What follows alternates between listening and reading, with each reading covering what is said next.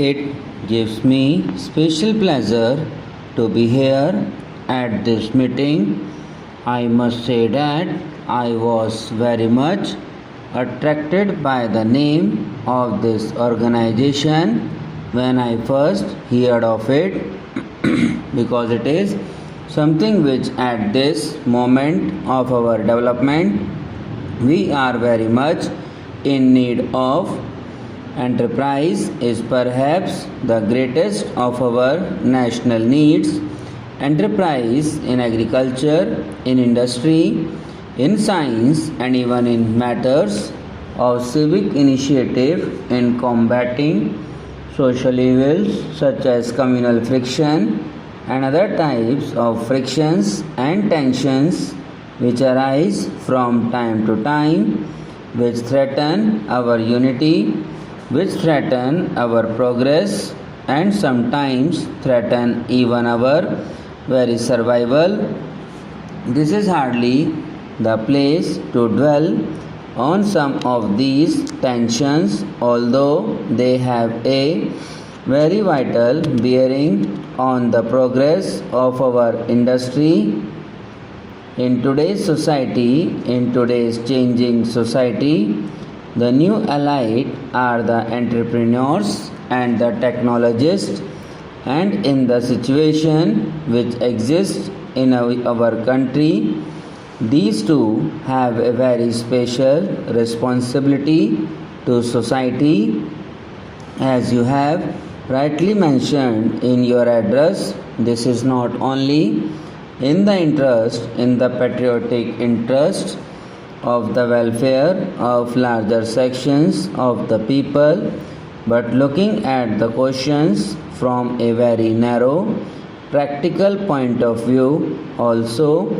It is in the interest of all that one should take a stand on the issues and work for the solution of these problems, because these tendencies, whether it is the communal tendency considering one citizen big merely because of his religion to be more patriotic than all others, denying people the right to live where they want to in the country or to work where they want to, weaken the fabric of the nation. No industry can prosper and no development can take place unless there exists the proper atmosphere, the atmosphere of unity and of working together. As you know, we have made tremendous progress in industry since our independence, but we have come to a stage when industry needs a special push. Not that we want to lessen the importance of agriculture, because our very lives are dependent on it, and industry itself is dependent on agricultural progress. We cannot make history by repeating the experiences of others. We have to be willing to forge out our own path, make our own mistakes, and learn from our mistakes, and from the mistakes go on to achievements. In India, we have taken the socialist path. Our socialism does not envisage choking off private initiatives.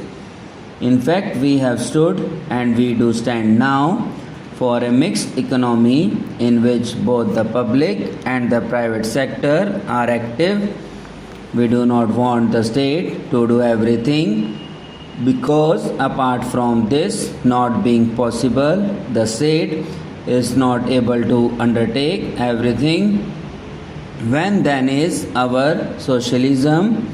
It means that the state takes upon itself the responsibility for whipping out poverty, for initiating steps which will increase production, for modernizing our economy by establishing key modern industries for enforcing social purpose in all economic activities, for reducing disparities and setting right the historic inequalities between different classes and different regions, and in particular for checking and preventing the growth of monopoly.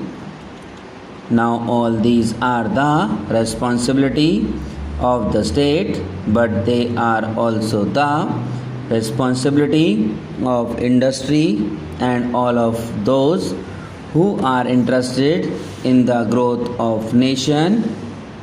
As I said just a short while ago at another meeting in this city, that whatever steps we are taking now or whatever steps we may take are all not with a view to trying to fit into a particular point, policy, or a particular ideology. The policy and the ideology itself are made for very practical reasons and to meet the needs of the people. It is when social disparities increase that we have social tensions. It is when there is social tension that problems of law and order and instability and insecurity arise. So these problems of inequalities, of disparities, of meeting the rising expectations of the people are all too very much a part of the industrial scene, and unless we can deal with them, we cannot even advance industrially.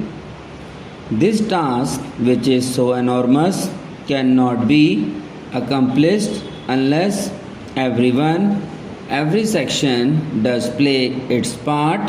We have the problem of educated unemployment. It has arisen partly because our industrial development and other development projects have not been able to keep pace with the rising number of educated young people. Another reason, though small, is that many of our educated young people wish to have only a particular type of job. They would like to work in particular places and cities rather than in villages, on the mainland rather than on remote islands or in the hills. So we have a situation where we have areas in India which are in need of engineers, of doctors, of mechanics and many other such specialized people. This lead to new problem of unemployment in the country. Subscribe now and press the bell icon. Never miss an update.